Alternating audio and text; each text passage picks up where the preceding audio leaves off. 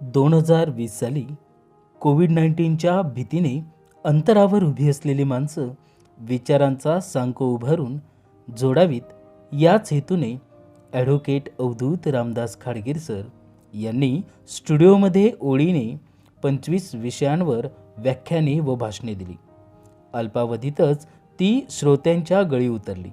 Like, share, subscribe करून चाहत्यांनी मनमुराद दाद दिली आणि हे एक अद्भुत रम्य आहे. आजच्या व्याख्यानाचा विषय आहे राष्ट्रपिता महात्मा गांधी.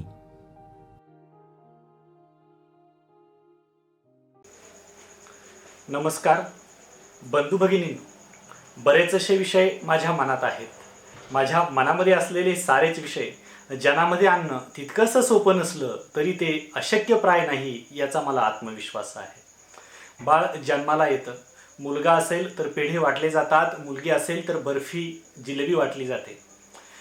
5वी होते, बारसं होतं, बाळाचं नाव ठेवलं जातं आणि हळूहळू माणसांची मांदियाळी या घरी बाळाला पाहायला येते.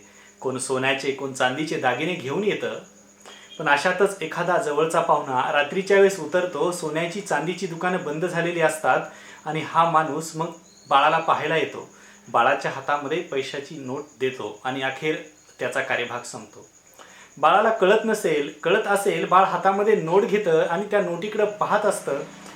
कदाचित त्या नोटीवर असलेली ती महात्मा गांधीजींची छबी बाळ निहाळत असेल. जन्माला आलेल्या बाळाची जर नोटेवर सर्वात प्रथम कोणाची ओळख होत असेल तर ती त्याच्या नोटेवर असलेल्या बापूजींची. त्याच बापूजींचं मी आज तुम्हाला व्याख्यान देणार आहे. खरं तर जन्माला आल्यानंतर मरेपर्यंत जी धन दौलत माझ्याजवळ असावी आणि त्याच धन दौलतीचं चलनी रूपी प्रतीक म्हणजे नोट ही शेवटपर्यंत माझ्याजवळ असावी अशी आस अगदी मरेपर्यंत सुद्धा तसूभर सुद्धा कमी होत नाही. ही किती गमतीची गोष्ट आहे नाही काय? तुमचा, माझा, आई वडिलांचा, बहिणीचा, भावाचा, बायकोचा देखील फोटो आयुष्यामध्ये जितक्या जास्त कालावधीसाठी आपल्या सोबत राहत नाही तितक्या जास्त कालावधीसाठी या नोटेची आपण सोबत करतो. किंबहुना बापूजी तुमची माझी सोबत करत असतात. बापूजींची जर सोबत होत असेल तर हेच बापूजी तुमच्या माझ्या सोबत विचारानं किती राहिले हाही तितकाच महत्त्वाचा प्रश्न आहे. बापूजींच्या बद्दल बोलताना बापूजींचा विचार मला तुम्हाला सांगायचा आहे. बापूजींचा जन्म झाला, बापूजी 3 वर्षाचे असताना इकडे गेले, बापूजी 8 वर्षाचे असताना तिकडे गेले, बापूजींचा विवाह या तारखेला झाला, बापूजींचं देहासन या तारखेला झालं. या तारखांच्या हिंदोळ्यामध्ये मला तुम्हाला अडकून ठेवायचं अजिबात नाही. बापूजी व्यक्तिमत्व होतेच, परंतु त्याही व्यक्तिमत्वाच्या मागे बापूजी एक विचार होते ही बाब मला तुम्हाला सांगायची आहे. 2 ऑक्टोबरला बापूजींच्या नावाचा जय जयकार होईल. महात्मा गांधी की जय अशा नानाविध प्रकारचे नारे लगावले जातील. परंतु बापूजींच्या नावाच्या गजरामागे त्यांच्या विचारांचा जागर होणं तितकंच गरजेचं आहे. आणि म्हणून बापूजी जरा वेगळ्या पातळीवर व्यक्तिमत्वाच्या आणि विचाराच्या पातळीवर मी तुमच्यासमोर मांडणार आहे. बापूजींचे वडील पोरबंदरचे दिवाण होते. आपल्याही मुलानं शिकावं, सवरावं, मोठं व्हावं आणि अशाच एखाद्या संस्थानाचं दिवाणपण त्यानं सांभाळावं अशी आईवडिलांची अपेक्षा होती. आई पुतळीबाई या सत्यपरायण आणि धर्मपरायण स्त्री होत्या. कायम व्रत वैकल्य त्या करत असत. बापूजी लहान असतानाची एक गोष्ट आहे. बापूजींना सांभाळण्यासाठी आणि बापूंच्या घरामध्ये काम करण्यासाठी एक दाई होती. तिचं नाव रंभा. बापूजी तिच्याजवळ व्यक्त होत असत. खरं तर बापूजींची ही आईच समजा, ही दुसरी आई. एक दिवस बापूजी रंभेजवळ गेले आणि म्हणाले, दाई, रात्रीच्या वेळेस जेव्हा मी झोपतो ना आणि लघुशंका येते ना, वाटतं जरासं उठावं, जावं, परंतु मनामध्ये भीती वाटते ग. कोण येईल का, मला पकडेल का, मला धरेल का, आईवडिलांना सोडून मी जरासा घराच्या बाहेर अंधारात गेलो तर कदाचित मला कोणी धरेल का, पकडेल का, मारेल का, अशा नानाविध प्रकारच्या शंकांचं काहूर मनात माजतं ग. यावर रंभा म्हणाली, हे बघ मोहन, अरे त्याला घाबरायचं काय कारण? उठलास ना, मनामध्ये भीती येणे अगोदरच श्रीराम म्हणत जा. आणि या रंभेनं बापूजींना बालपणी घालून दिलेला श्रीराम नावाचा मंत्र बापूजींच्या अखेरच्या श्वासापर्यंत बापूजींची सोबत करत राहिला. ही बाब देखील किती कौतुकास्पद आहे. श्रीराम जय राम, जय जय राम. श्रीराम हा बापूजींचा मंत्र होता. हेच बापूजी मग जेव्हा कधी लघुशंका येत उभे राहत आणि श्रीराम म्हणत बापूजींची पूर्ण भीती, भय नाहीसं होत असेल. बापूजींनी आत्मचिंतनामध्ये या विषयाला जरा वेगळंच महत्त्व दिलं आहे. तदनंतर बापूजींच्या आईच्या व्रत वैकल्यांबद्दल मी जरूर बोलेन. आम्हाला बापूजींचा जेव्हा एखादा पुतळा दिसतो, छत्रपती शिवाजी महाराजांचा पुतळा दिसतो, डॉक्टर बाबासाहेब आंबेडकरांचा पुतळा दिसतो, त्यामागे त्यांची सुसंस्करण करणारी आई कधीतरी आम्हाला दिसते का? छत्रपतींची आम्हाला कधीतरी जिजाऊ दिसेल का? किंवा बापूजींची आम्हाला कधीतरी पुतळाही दिसेल का? हे सारं महत्वाचं आहे. मित्रांनो, बापूजींची आई पुतळा आहे.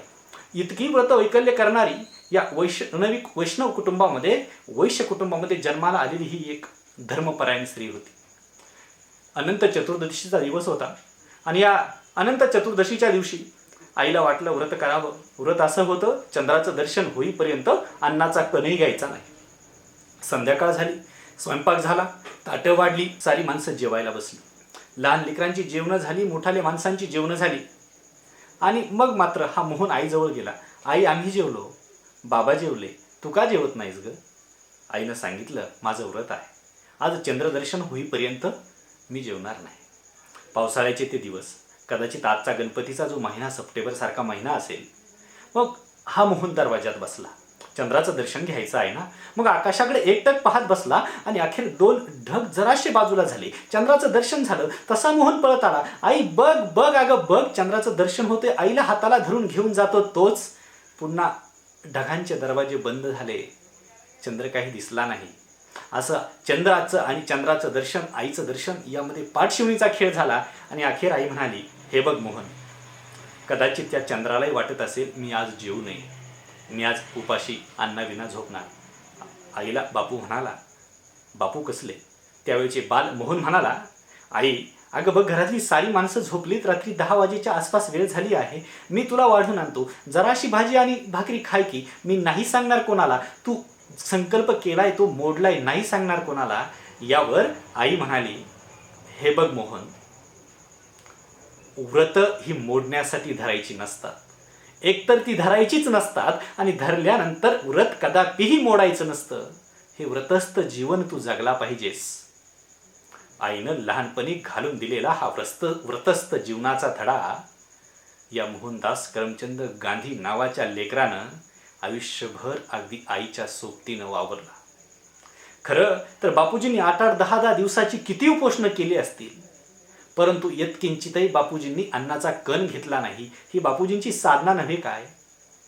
अरे, याच बापूजींच्या बाबतीमध्ये आम्ही जर कधीतरी टीका टिप्पणी करायला उतरतो, बापूजींच्या सत्तेची, बापूजींच्या सत्याची, बापूजींच्या अहिंसेची आम्ही टीका टिप्पणी जेव्हा करतो ना, तेव्हा त्यामागे असलेली बापूजींची साधना आम्ही डोळ्यासमोर घेतली पाहिजे. अलीकडे जर महाशिवरात्र असली ना, तर त्या महाशिवरात्रीच्या दिवशी उपवास धरायचा आहे आणि त्या उपवासाला काय खायचं आहे याचं नियोजन आम्ही महिनाभर अगोदर करतो.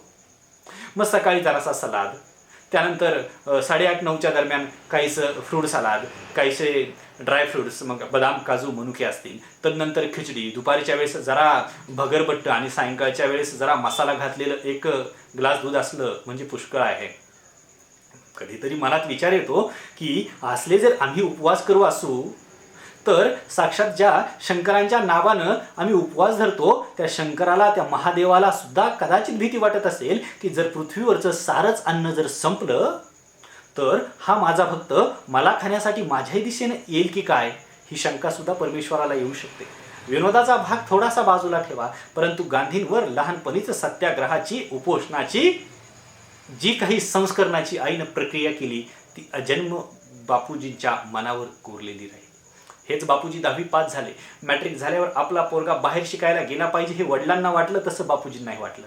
बापूजींनी आपला मनोदय व्यक्त केला. हा बालमोहन म्हणाला, माझं मॅट्रिक झालं आहे, मला आता जरासं बाहेर शिकायला जावंसं वाटतंय.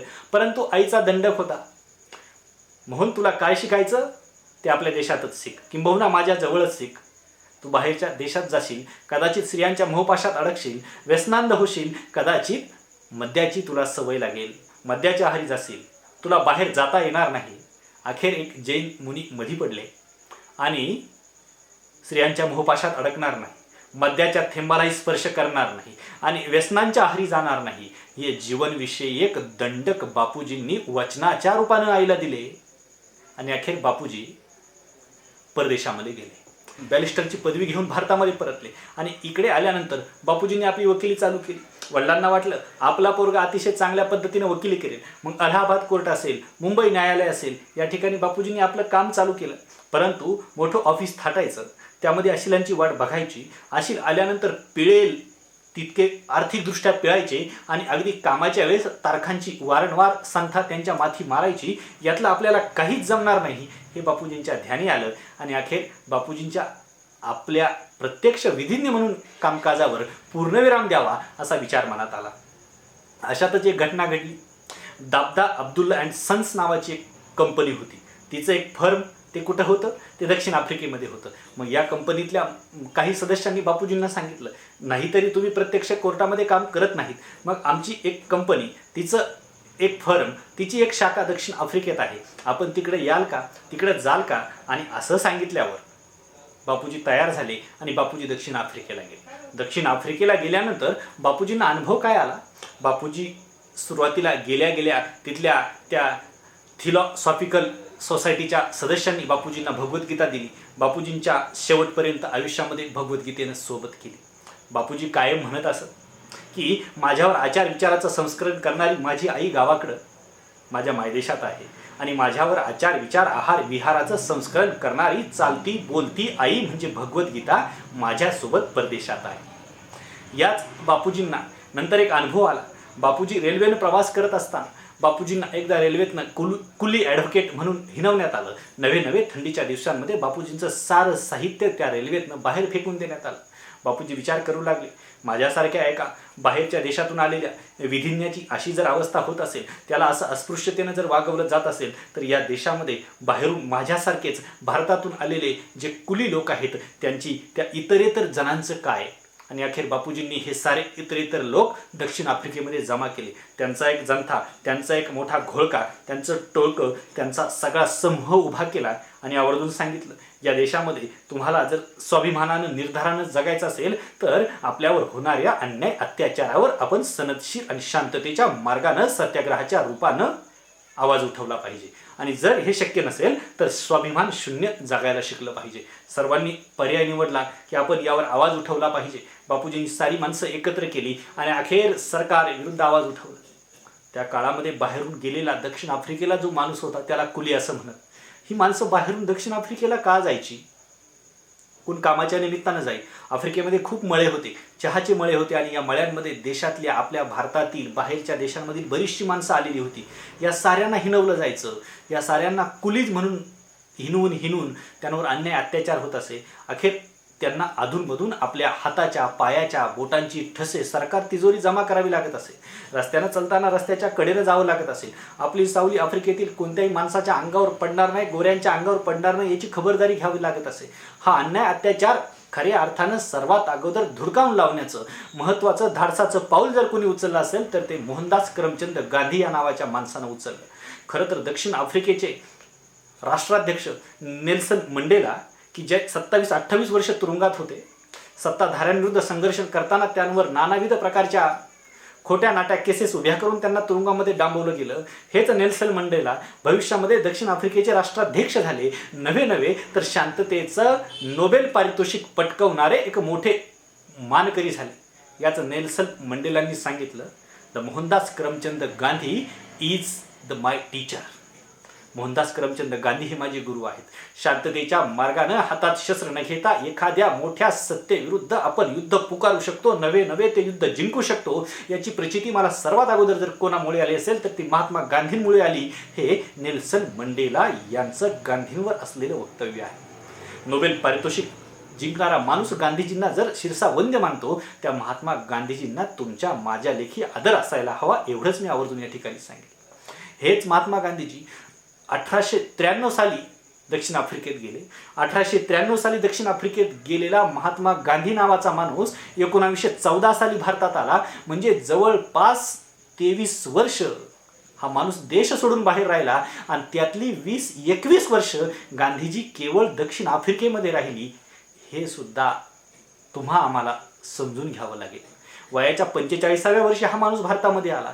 तोपर्यंत शांतता अहिंसा, सत्य, अस्तेय, अपरिग्रह, ब्रह्मचर्य, सर्वधर्मी समानत्व, स्वदेशी स्पर्श भावना या साऱ्याच तत्वांचा पुरस्कार गांधीजींनी दक्षिण आफ्रिकेत केला. म्हणजे गांधीजींच्या सत्य अहिंसा तत्वांची पायाभरणी अगोदर दक्षिण आफ्रिकेत झाली. भलेही त्यावर मंदिरावर कळसावर आणि कळसावर पताका फडकवण्याचं आणि स्वातंत्र्याच्या रूपानं काम भारतात झालं असलं तरी सत्य अहिंसा या साऱ्याच तत्वांची उपासना मात्र दक्षिण आफ्रिकेत सुरू झाली.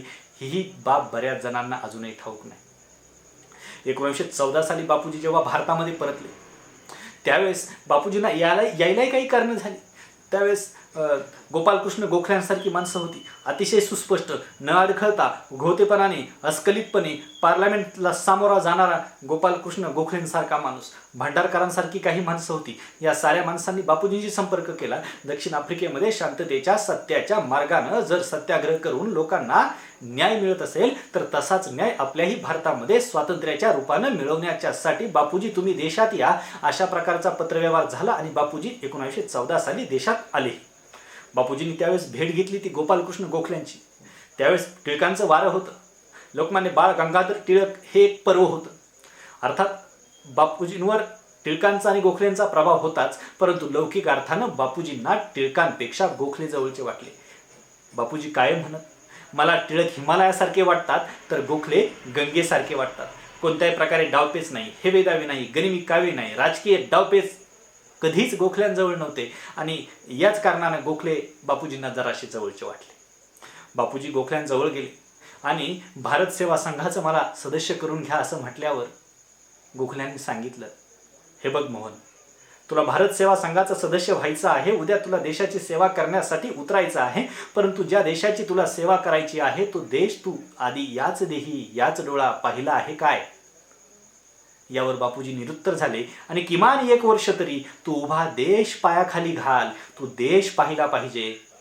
ज्याला या देशासाठी काहीतरी करायचं आहे त्याला देश पाहायला हवा, ज्याला देश पाहायला हवा त्यानं बाहेर पडायला हवं आणि ज्याला बाहेर पडायला हवं त्यानं 4 भिंती सोडायला हव्यात. हा संदेश जेव्हा गोपाळकृष्ण गोखल्यांनी गांधीजींना दिला तेव्हा बापूजी बाहेर पडले. हिमालयापासून कन्याकुमारीपर्यंत बापूजींनी उभा देश पायाखाली घातला.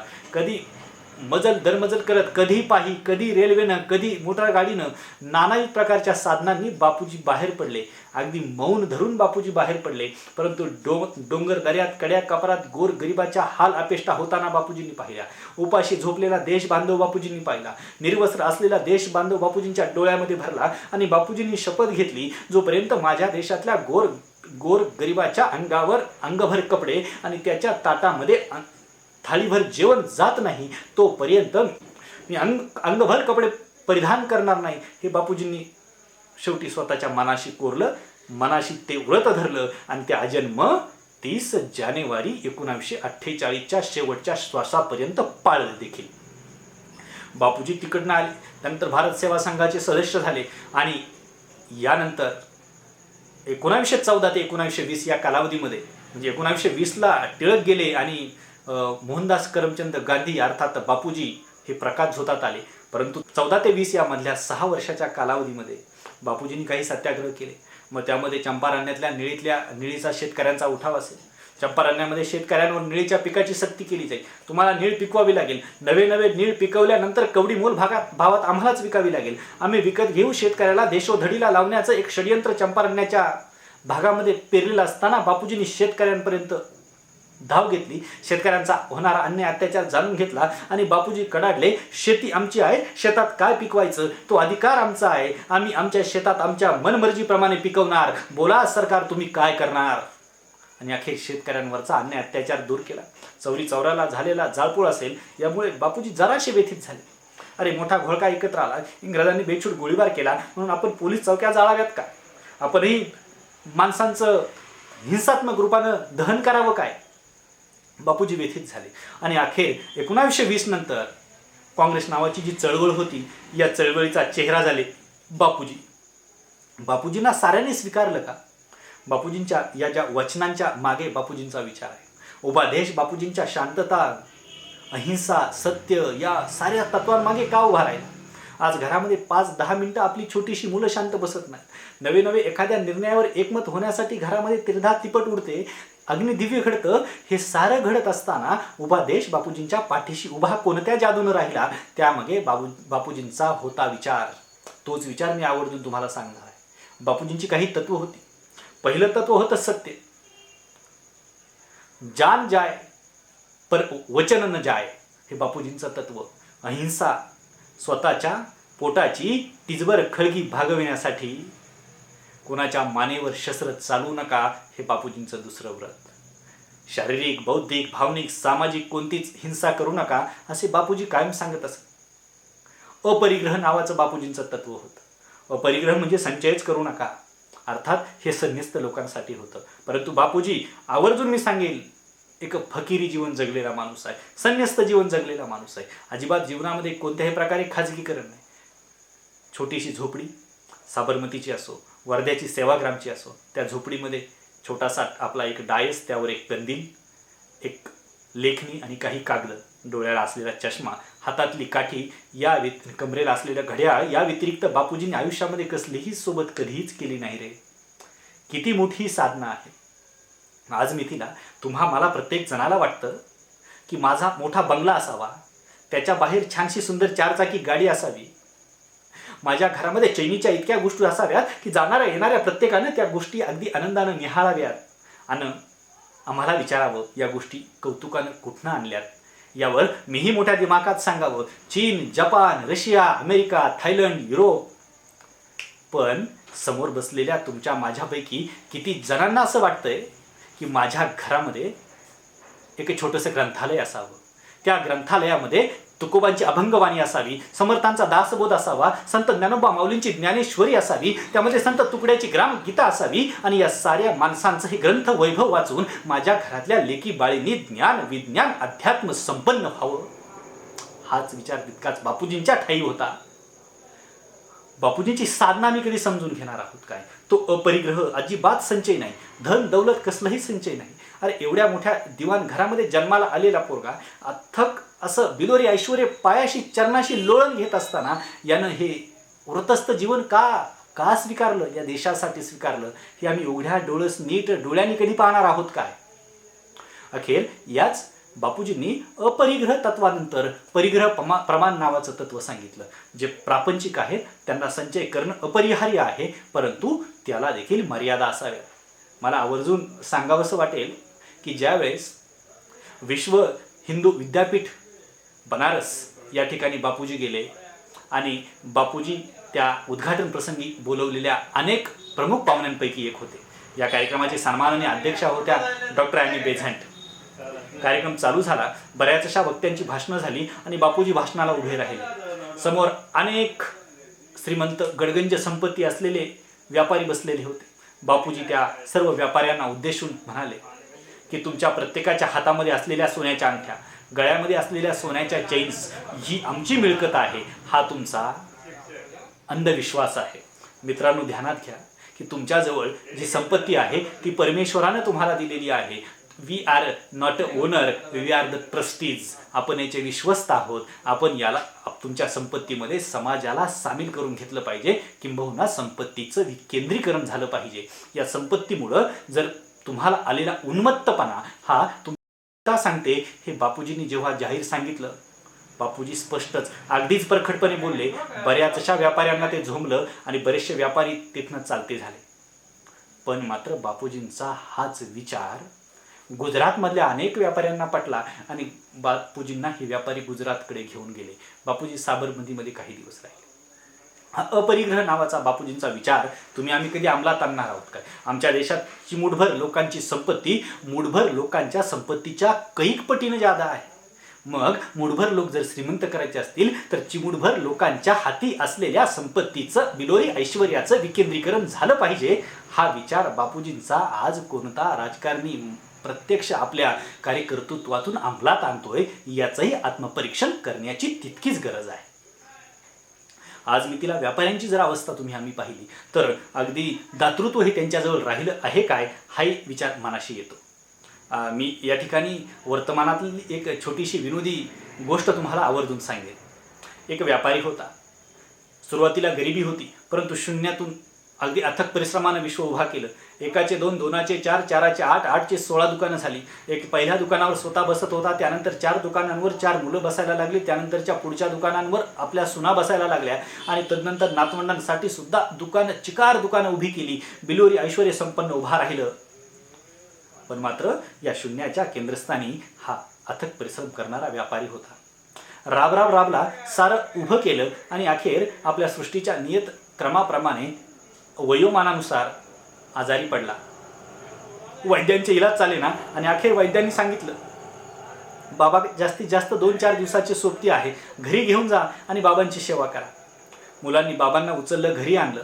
प्रत्येकजण याच विचारात होता, शून्यातून विश्व उभा केला आहे. सारी दुकानं ही बाबांनी आजपर्यंत केलेल्या कार्यकर्तृत्वाची पावती आहे. 4 दिवस नाही दुकानं उघडले तरी चालतील. इकबारे अगदी तनमन धनानं बाबांची सेवा करूयात. सारे वर्तुळाकृती बाबांच्या अवतीभोवती बसलेले. बाबांची सुविध पत्नी होती, बाबांची मुलं होती, सुना होत्या, नाती सुना होत्या, नातवंड होती. सारे वर्तुळाकार बसलेले, बाबा झोपलेले बाबांची सेवा करत होते. दुर्दैवानं 2 दिवस झाले बाबांनी डोळे उघडले नव्हते. आता बाबा डोळे उघडतील, जरा माझ्याकडे पाहतील, जरा माझ्याशी शेवटचे 2 शब्द बोलतील, हीच आज प्रत्येकाच्या ध्यानी मनी आसनी शयनी बसनी उठणी राणी वनी काष्टी पाशाणी प्रत्येकाच्या अंतकरणात होती. आणि अखेर 2 दिवसानंतर सकाळच्या पहाराला सारी माणसं बसलेली आणि बाबांनी डोळे उघडले. बाबांची नजर उजव्या बाजूला गेली. त्याला वाटलं माझ्याशी बोलेल, तितक्यात नजरेनं पुढे धाव घेतली. अशी नजर बाबांची वर्तुळाकार फिरली. बाबा कोणाशीही बोलले नाही. प्रत्येकाच्या मनात विचार येत होता, बाबांची नजर माझ्यावर खिळली आहे, बाबा आता माझ्याशी शेवटचे 2 शब्द बोलतील, कदाचित बाबा माझ्याशी हसतील. पण असं काही घडलं नाही. बाबांची नजर चौफेर फिरली आणि पुन्हा बाबांची नजर समोर आल्यावर बाबांची वाचा जागृत झाली. बाबा एवढेच म्हणाले, अरे तुम्ही सगळेच येथे आहात, मग दुकानांवर कोण आहे? कदाचित याच बाबांना स्वतः जर परमेश्वर भेटले आणि विचारलं तुम्हाला काय हवं, तर बाबा म्हणतील मोक्ष वगैरे काही नको, पण मला मुंगळा म्हणून पुन्हा जन्माला घाला. माझ्याच एखाद्या दुकानावर, त्या गुळाच्या भेलीवर का होईना पण मी थांबेल, पण मी दुकानातच थांबेल. कारण बाबांना मृत्यूशय्येवर असताना सुद्धा व्यापार सुटला नाही. येथेच अपरिग्रह नावाचं तत्व आहे की आपला संचय काही मर्यादेपर्यंत असावा आणि आपल्याकडे असलेल्या संपत्तीमध्ये समाजाला आपण सामील करून घ्यावं. बापूजींचं पुढचं तत्व होतं ब्रह्मचार्य. इतकं महत्वाचं हे तत्व आहे की बापूजी वयाच्या 36व्या वर्षी एका विचारानं उद्विग्न झाले. त्यांनी कस्तुरबाला जवळ बोलवलं आणि सांगितलं, कस्तुरबा, तुझा माझा प्रपंच चालतो आहे, पण मला वाटतंय आपल्याला लेकरं झालीत, मुलं झालीत. आता काम नावाचा जो शब्द आहे, वासना नावाचा जो शब्द आहे, त्याला आपण मर्यादा आणू, आपल्या स्वतःच्या हातानं एक रेष ओढू, म्हणजे जेणेकरून तुझं माझं पती पत्नीचं नातं आपण थांबूयात. आजपासनं तू आणि मी बंधू भगिनी. कस्तुरबांनी ते मानलं. वयाच्या 36व्या वर्षी गांधीजींनी ब्रह्मचर्याचं व्रत धारण केलं होतं हे मी अगदी अभ्यासपूर्वक, ठामपणे, निर्धारानं, आत्मविश्वासपूर्वक सांगतो. आणि हे गांधीजींनी त्यांच्या आत्मचिंतनात लिहिलंय. अरे पत्रकारांना मुलाखत देताना सांगितलंय. एवढंच नव्हे तर याही पुढचं सत्य तुम्हाला मी आवर्जून सांगेल. वयाच्या 63व्या वर्षी गांधींच्या मनामध्ये काम भावना जागृत झाली. बापूजींना वाटलं की आपण कदाचित स्त्रियांच्या बाबतीत काही दोलायमान होतो आहे की काय, हे बापूजींनी व्यक्त केलं. अरे त्याला निर्धार हवा आहे. आम्हाला तसं कितीही वाटलं, अक्षरशः प्रत्यक्ष बलात्काराच्या गुन्ह्यामध्ये धरून आणलेले, सर्वांनी प्रत्यक्ष पाहिलेले, प्रसारित झालेले, चित्रीकरण झालेलं आरोपी सुद्धा मी गुन्हा केलाच नाही, प्रत्यक्ष साधू संत म्हणून स्वतःला मानून घेणारे आणि मुलींवर अन्याय अत्याचार करणारे, सगळ्या विश्वाला त्यांचा पर्दाफाश होण्यापूर्वी वंदनीय असणारे संत सुद्धा गुन्हा कबूल करत नाही, प्रायचित्त मागत नाहीत. पण बापूजींच्या मनात नुसता कामभावनेचा विचार जागृत झाला, तो सुद्धा बापूजींनी व्यक्त केला. याला म्हणायचं सत्य. तदनंतर बापूजी म्हणतात की मी माझ्या त्या कामभावनेच्या सहज प्रवृत्तीचं उदात्तीकरण केलंही, ती माझी साधना होती. पण मात्र कामुक विचार माझ्या मनात जागृत झाला होता, हेही तितकंच खरं. याही पुढचं जाऊन सांगतो. जयप्रकाश नारायण, की ज्यांनी आपल्या स्वातंत्र्य युद्धानंतर सुद्धा आपल्या भारतीय राजकारणामध्ये एक वेगळं वलय तयार केलं, त्या जयप्रकाश नारायण यांची पत्नी प्रभावती ही बापूजींच्या मित्राची बहीण. जयप्रकाश नारायण अमेरिकेला उच्च शिक्षणासाठी गेले आणि प्रभावती बापूजींच्या आश्रमामध्ये आले. बापूजींचे काही दंडक होते. बापूजी सर्वांशी अगदी मोकळं बोलत, कमी बोलत, अतिशय मुद्द्याचं बोलत.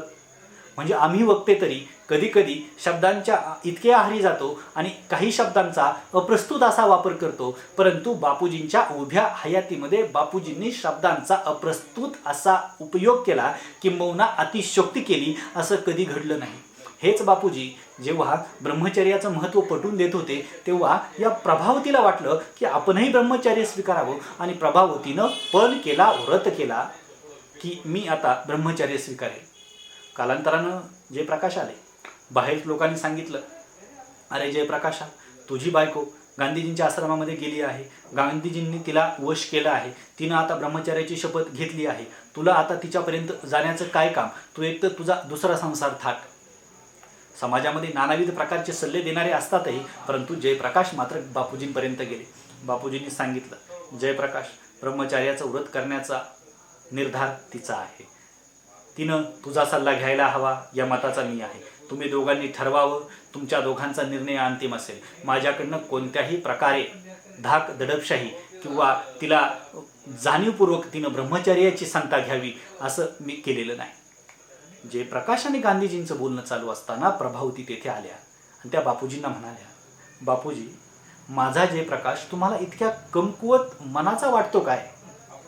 माझा निर्धार, माझं व्रत ते त्याचं व्रत असेल याची मला खात्री आहे, आणि मी आवर्जून या ठिकाणी सांगेल, यानंतर भावी आयुष्यात, उभ्या आयुष्यामध्ये जयप्रकाश नारायण आणि प्रभावती यांनी अजन्म ब्रह्मचारी व्रत पाळलं. या जयप्रकाशांचा इतिहास जेव्हा मी वाचला ना, त्यावेळेस मला संत गोरा कुंभार आठवला. आणि संत गोरा कुंभारांच्या पत्नीनं रागाच्या भरात विठ्ठलाची शपथ घातली, मला हात लावू नको, तिचं व्रत ते माझं व्रत. या गोरा कुंभारानं आयुष्यभर ओराशी बाळगलं. त्याच गोरा कुंभारांच्या पुढच्या कडीला शोभून दिसेल असे जयप्रकाश नारायण याच राजकारणी माणसांच्या तत्वांवरच या देशाची संस्कृती उभी आहे. बापूजींसोबत किती माणसं जोडली. बापूजी होते म्हणून जयप्रकाश नारायण सारखा माणूस तयार झाला. बापूजी होते म्हणून लालबहादूर शास्त्री, बापूजी होते म्हणून पंडित जवाहरलाल नेहरू. ही सारी मोठी माणसं बापूजींच्या केंद्रस्थानी असल्यामुळं परिघावर दिसत होती. हे तितकंच महत्त्वाचं आहे. ब्रह्मचारी व्रत, बापूजींचं पुढचं व्रत होतं आस्वाद. आस्वाद, रसास्वाद. तुमचं माझं प्रत्येकाच्या जिभेवर आमचं नियंत्रण असावं.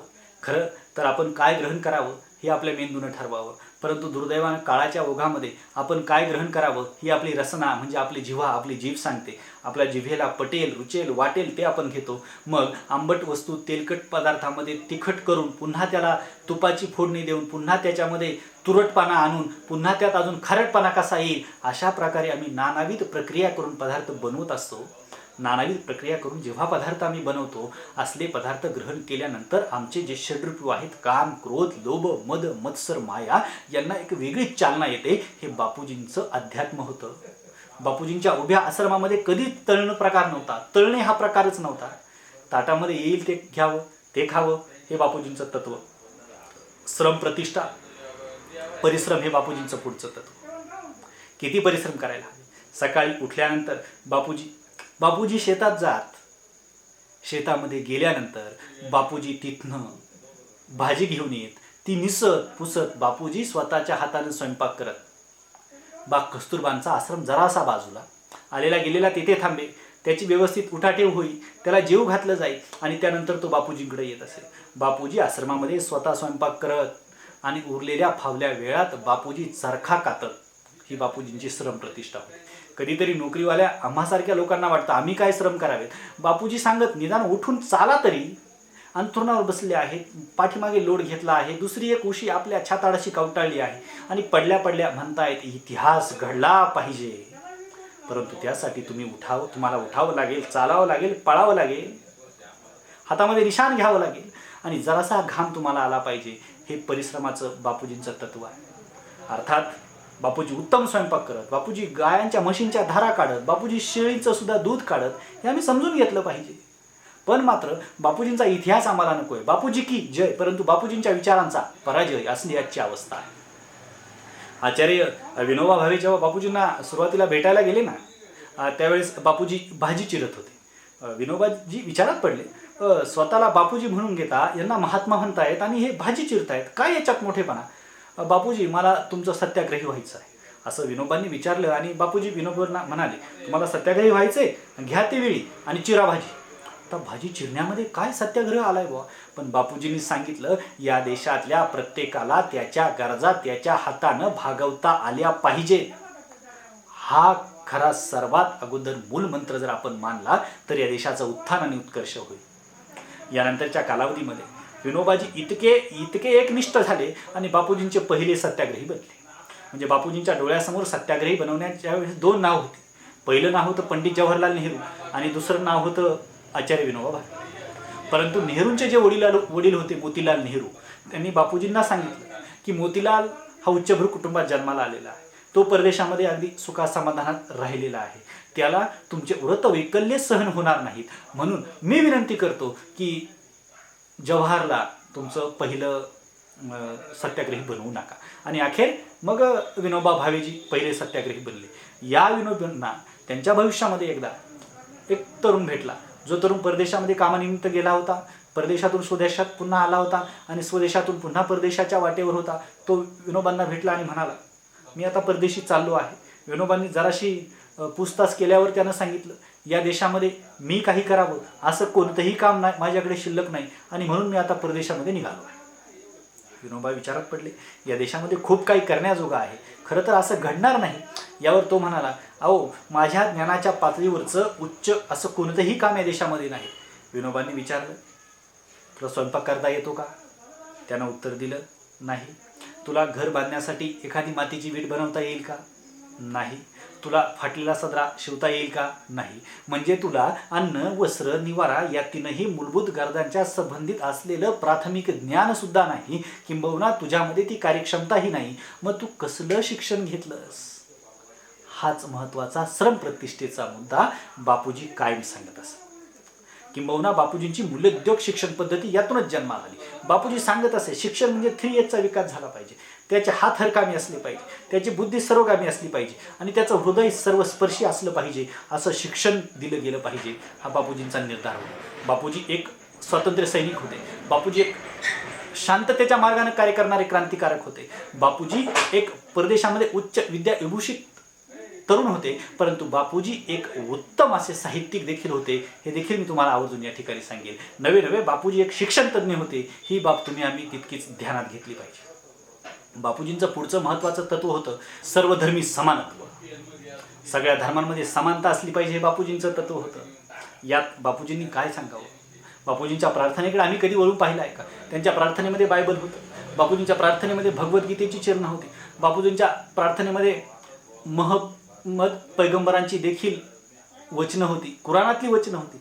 बापूजींच्या प्रार्थनेमध्ये गुरु ग्रंथ साहेबामधील देखील वचनं होती. सारे ग्रंथ एकत्र आले पाहिजेत. सारे धर्म ज्यानं त्यानं आपल्या धर्मात राहून आपल्या धर्माचं आचरण करणं हेच धर्माचं मोठेपण आहे, असे बापूजी म्हणत. बापूजींच्या या विचाराला महात्मा फुलेंचा विचार देखील जुळतो. महात्मा ज्योतिबा फुले काय म्हणत, एकाच घरात 4 भावंड असतील आणि 4ही भावंडांनी हिंदू, मुस्लिम, शीख, ईसाई असे वेगवेगळ्या धर्मांचं जरी धर्मांतर केलं असेल, वेगवेगळ्या धर्मांचे ते अनुयायी असतील, तरी सुद्धा त्यांचं बंधुत्व अबाधित राहील जर त्यांना आपापला खरा धर्म कळाला तर. हेच बापूजींनी धर्माच्या बाबतीत सांगितलं. हे जयप्रकाश नारायण ज्यांची तुम्हाला मी माहिती दिली, हेच एकदा बापूजींच्या आश्रमात गेले. प्रार्थनेची वेळ झाली. बापूजी म्हणले, जयप्रकाश, आपण प्रार्थनेला जाऊया. जयप्रकाशनं सांगितलं, बापूजी, मी तुमच्यासोबत प्रार्थनेला येणार नाही. यावर बापूजी म्हणाले, नाही, सत्य, अहिंसा ही तत्व मी सांगतो.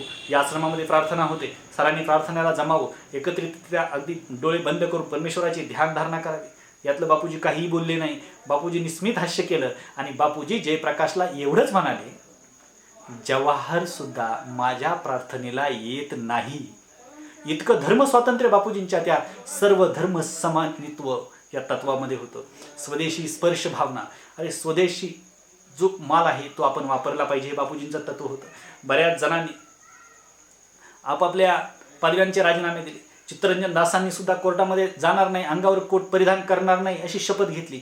कारण देश आमचा आहे, या देशामध्ये न्यायदानाचं काम करण्याचा अधिकार आमचा आहे. अरे आमच्या देशामध्ये मूठभर माणसं बाहेरून आली, ती माणसं येऊन न्यायाधीशाच्या खुर्चीवर बसतायत आणि ती माणसं न्यायदान करणार आणि आम्ही त्यांच्याकडे न्याय मागणार. आणि न्यायदान करण्याचा अधिकार आमचा आहे. त्या कोर्टांवर, न्यायालयांवर सुद्धा बहिष्कार घातला, परदेशी कापडावर बहिष्कार घातला.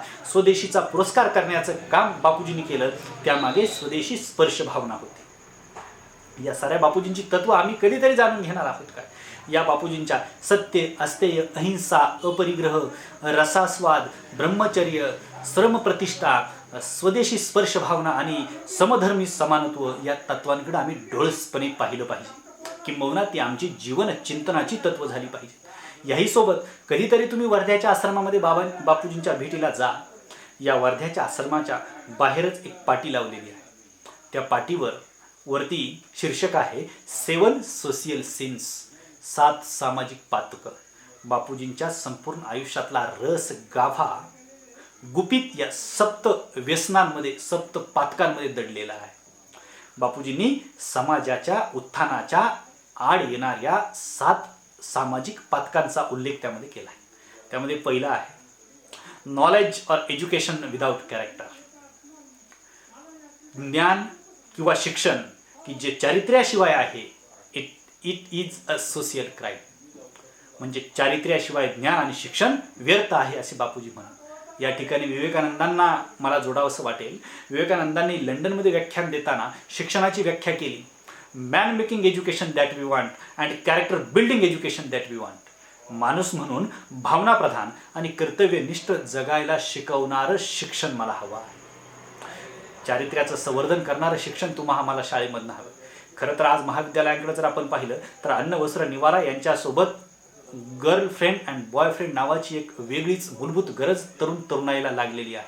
खरं तर महाविद्यालय ही चारित्र्य संवर्धनाची केंद्र असायला हवी होती, परंतु ती चारित्र्य बाधित करणारी कला केंद्र कधी झाली हे आमचं आम्हालाही कळालं नाही. बापूजींचा हा विचार तुमच्या आमच्या ठाई येणं गरजेचं आहे. बापूजींचा दुसरा विचार होता सायन्स विदाउट ह्युमॅनिटी. मानवतेशिवाय जर विज्ञान असेल, त्या विज्ञानाच्या केंद्रबिंदूच्या ठिकाणी जर माणूस नसेल तर it's also the social crime. 6 August आणि 9 ऑगस्ट 1945 जपानच्या हिरोशिमा आणि नागासाकीवर जे अमेरिकेनं बॉम्ब हल्ले केले, हजारो निरपराध लोक मारले गेले, हजारोंच्या वाट्याला आयुष्यभराचं अंधत्व, अपंगत्व आलं आणि सारी जमीन हजारो वर्षासाठी नापीक झाली. हे सारं का घडलं? मानवानं बनवलेला बॉम्ब, मानवाच्या विज्ञानानं केलेली प्रगती म्हणजे बॉम्ब, परंतु तोच बॉम्ब क्षणार्धात मनुष्यत्वाच्या नाशाला कारणीभूत ठरला, कारण या विज्ञानाच्या केंद्रस्थानी मानवता नव्हती. म्हणून विज्ञानाच्या केंद्रस्थानी मानवता असली पाहिजे. The science without humanity it is the social sin. हे एक सामाजिक पातक आहे. Commerce without the morality. व्यापारामध्ये सचोटी असली पाहिजे, त्यामध्ये प्रामाणिकपणा असला पाहिजे. परंतु आज आपण जर आजचा व्यापार पाहिला, मल्ले असेल किंवा ललित मोदी असेल, यांच्या व्यापाराच्या दशा काय आहेत? या देशाची दुर्दशा होण्यासाठी नानाविध प्रकारच्या व्यापाऱ्यांनी केलेली ही एक घालमेल आहे. बापूजींचा जो तत्वाचा मुद्दा आहे, कोणता? कॉमर्स, वाणिज्य, व्यापार विदाउट द मोरॅलिटी. सचोटी असली पाहिजे, प्रामाणिकपणा असला पाहिजे. देशाला कोट्यावधी रुपयाचा गंडा घालून बाहेर निघून जाणाऱ्या या माणसांच्या मनामध्ये कधीतरी बापूजींचा कॉमर्स विदाउट मोरॅलिटी या सप्तपातकाचा विचार जागृत होईल काय आणि पुन्हा ही सारी माणसं नैतिक मार्गावर येतील काय? हा देखील एक अनुत्तरित प्रश्न आहे. पुढचं बापूजींचं तत्व होतं वेल्थ विदाउट वर्क. आज प्रत्येकाला वाटतं की मला कमीत कमी श्रमात जास्तीत जास्त पैसा मिळावा, पण बापूजी काय म्हणत? तुमच्या जवळ असलेल्या प्रत्येक दामाच्या ठिकाणी घामाची धार असली पाहिजे. अब्राहम लिंकनने त्यांच्या मुलाच्या हेडमास्तरांना जे पत्र लिहिलं, त्या पत्रात 2 ओळी आल्या. त्यातली ओळ अशी आहे की गुरुजी, त्या मुलाला पुरेपूर समजावा की कष्टानं कमवलेला एक छदाम आयत्या मिळालेल्या घबाडापेक्षा लाख मोलाचा असतो. हाच संदेश बापूजी देत आहेत, वेल्थ विदाउट द वर्क. त्या पुढचं बापूजींचं तत्व होतं वर्शिप विदाउट सॅक्रिफाईस. त्यागाशिवाय समर्पण, समर्पणाशिवाय श्रद्धा. तुमच्या उपासनेला, श्रद्धेला काहीही अर्थ नाही त्यामध्ये जर तुमचा त्याग नसेल तर. अरे देशाच्या स्वातंत्र्यासाठी बाहेर पडलेले भगतसिंग, राजगुरू, सुखदेव, भगुरपुत्र विनायक दामोदर सावरकर, सारी माणसं समर्पणासाठी, त्यागासाठी बाहेर पडली. असा त्याग आपल्याजवळ असला पाहिजे. त्यागाशिवाय तुमच्या उपासनेला काहीही एक अर्थ नाही, असे बापूजी काय म्हण. त्यानंतर बापूजींचं पुढचं तत्व आहे पॉलिटिक्स विदाउट द प्रिन्सिपल. तत्वाशिवाय राजकारण. बापूजींचे मतभेद होतेच. बापूजींचं आणि आंबेडकरांचा पुणे कराराच्या वेळेस किती मतभेद झाला. प्रत्यक्ष आंबेडकरांनी सांगितलं, बापूजी तुम्ही आम्हाला हरिजन म्हणता, परंतु तुम्ही आज हरिजन म्हणाल, उद्या हरी म्हणाल, परंतु आमच्यावर होणारा अन्याय अत्याचार आम्हाला हरी म्हणून देव म्हणून दूर होणार आहे काय? आम्हाला तुमच्यामध्ये राहता येणार नाही. हिंदू धर्म जर आम्हाला स्वीकारणार नसेल तर आमचा सावता सुभा द्या, आम्हाला स्वतंत्र मतदारसंघ द्या, आम्ही आमचा संसार तिकडे थाटू. पण बापूजींनी आपल्या देशाच्या अखंडत्वासाठी धरलं, उपोषण बसले. आणि याच उपोषणानंतर 8-10 दिवस झाले, पण मात्र संपूर्ण समाजामध्ये आंबेडकरांवर टीकेची झोड उठली. अरे बापूजी धरून बसलेत, उपोषणाला बसलेत. एवढा वयस्कर माणूस यदा कदाचित याच बापूजींना जीवाला काही बरवाईट झालं तर आंबेडकरांना काही कळायला हवं, असल्या प्रकारची टीकेची झोड उडाली. आणि आंबेडकरांनी सांगितलं, तुम्ही ज्यांना महात्मा म्हणता त्यांना मी महात्मा मानतच नाही. किती स्पष्टपणा होता. कारण या देशातल्या प्रत्येक व्यक्तीला महानतेनं समानतेनं ज्या दिवशी जगता येईल त्या दिवशी हा देश महात्मा बनेल. आमच्यावर अन्याय अत्याचार होत असताना कोणी एक माणूस महात्मा होणार नाही. अखेर कस्तुरबा आल्या आणि या कस्तुरबांनी आंबेडकरांसमोर आपला पदर पसरला. सांगितलं, भाऊ पदर पसरते आहे, कदाचित बापूजी आता माघार घेणार नाहीत, ते सत्याग्रहापासून दूर होणार नाहीत. माझं तुम्ही थोडंसं ऐकावं. आणि आपल्या बहिणीच्या कुंकवाच्या संरक्षणासाठी आंबेडकर जराशे मागे सरले आणि अखेर उभ्या जगाच्या इतिहासामध्ये साजरी झालेली ही पहिली भाऊबीज याच देही याच डोळा या उभ्या भारतानं अनुभवली. याच आंबेडकरांच्या बाबतीमध्ये बापूजींच्या मनामध्ये कमालीचा आदर होता. आंबेडकर ज्यावेळेस स्वतंत्र भारताचे पहिले कायदामंत्री झाले त्यावेळेस आंबेडकरांच्या पाठीशी उभे होतेच, हे जाणलं पाहिजे. स्वातंत्र्य विनायक दामोदर सावरकरांच्या बाबतीमध्ये आणि महात्मा गांधींमध्ये देखील वैचारिक मतभेद होतेच. पण मात्र एक मनोरंजक किस्सा मी तुम्हाला आवर्जून सांगेन. रत्नागिरीच्या नजर कैदेमध्ये ज्यावेळेस सावरकर आणि माई होत्या त्यावेळेस बापूजी गेले. विशेष म्हणजे बापूजींसोबत बा कस्तुरबा त्यांच्या पत्नीसुद्धा होत्या. बापूजींच्या हातामध्ये हार होता. हार सावरकरांच्या गळ्यात पडणार होता. सावरकरांच्या हातात हार होता, तो बापूजींच्या गळ्यात पडणार होता. परंतु हा हार एकमेकांच्या गळ्यात पडण्याआधीच सावरकरांनी तो हार बा कस्तुरबांच्या गळ्यात टाकला आणि नंतर बापूजींनी देखील आपल्या हातातला हार माईंच्या गळ्यात टाकला. खरं तर ह्या पत्नी आपल्यासोबत होत्या. यांच्या प्रपंचाचा नैवेद्य आपण या देशाच्या प्रपंचासाठी वाहिला, म्हणून आपला देशाचा संसार उभा राहिला. हे वाक्य सावरकरांचे आणि गांधीजींचे एकमेकांच्या वाक्यामध्ये घुसले. हे एक प्रेम होतं. पॉलिटिक्स विदाउट प्रिन्सिपल कधीच झालं नाही.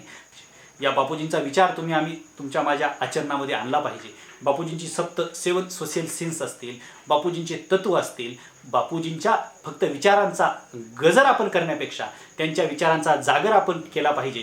बापूजी गेल्यानंतर बापूजींना गोळ्या झाडल्या गेल्या असतील. बापूजी गेले 30 जानेवारी 1948चा तो दिवस उजडला. बापूजी गेले, परंतु मात्र पूर्ण उभ्या भारतामध्ये दंगली पेटल्या, उभ्या भारतामध्ये जाळपोळ झाला.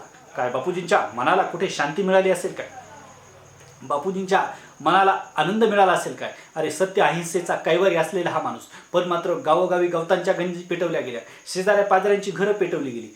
खरं अर्थात यामध्ये वेगळं सूडबुद्धीचं राजकारण होतं. आपल्या शेजारच्याचं घर पेटवायचं आणि त्याला आपल्यासारखंच बेघर करायचं. त्यानंतर त्याला नव्यानं घर बांधण्यासाठी संधी द्यायची आणि त्याच्या घर बांधण्याच्या संधीमध्ये आपण आपली संधी साधून आपलंही घर बांधून घ्यायचं. अशा नानाविध प्रकारचे स्वार्थी विचार लोकांमध्ये होते. अर्थात बापूजी यांना फक्त आणि फक्त नावापुरते कळले. बापूजी यांना सुस्पष्ट विचारानं कधी कळले नाही. मी असं कदापि म्हणणार नाही. आम्ही प्रत्येकानं बापूजी जसेच्या तसे स्वीकारले पाहिजे. प्रत्येक माणसामध्ये अपूर्णत्व होतं, तसंच या देशामधल्या मोठ्या माणसांमधलं अपूर्णत्व जे आहे त्यात पूर्णत्व मी शोधलं पाहिजे. असं कदापि नाही की आपल्या जीवनाचं भांडं धरावं, एखाद्या महापुरुषाच्या विचारांचा नळ चालू करावा आणि आपल्या जीवनाचं भांडं भरावं, असं अजिबात नाही. बापूजींना आपण स्वीकारलं पाहिजे. परंतु बापूजींची साधना, बापूजींची तत्व, बापूजींची सप्त पातकं, बापूजींची आराधना, बापूजींचं पत्नीबद्दलचं प्रेम, बापूजींचा जिव्हाळा, बापूजींच्या प्रत्येक विचारामागे असलेल्या त्यांच्या विचारांचं अधिष्ठान, ह्या साऱ्या बाबी डोळ्याआड करून चालणार नाही. म्हणून मी आवर्जून तुम्हाला सांगेन की बापूजी फक्त व्यक्तिमत्व नाही तर बापूजी एक विचार म्हणून तुम्ही आम्ही स्वीकारले पाहिजेत. आणि बापूजींच्या विचारांचा गजर हा वर्गावर्गात, घराघरात, गावागावात, शहरात जर झाला तर आज मी तिला देशासमोर उभ्या असलेल्या नानाविध प्रकारच्या ज्या समस्या आहेत या साऱ्या समस्या सुटतील. म्हणून याच थोर बापूजींचं आपण निदान नियमित स्मरण करूयात आणि या बापूजींच्या पावलावर पाऊल ठेवून आपण त्यांच्यासारखीच दांडी यात्रा काढूयात. आपण त्यांच्यासारखंच खेड्याकडे येऊयात आणि किंबहुना या देशाला समृद्ध करून या देशाच्या उत्थानाच्या पायरीवरचा एक मैलाचा दगड आपण होऊयात अशी मी प्रत्येकाला अगदी कळकळीची अर्थ हाक साद घालतो आणि बापूजींबद्दलचं माझं मनोगत थांबवतो. धन्यवाद. जय हिंद, जय महाराष्ट्र.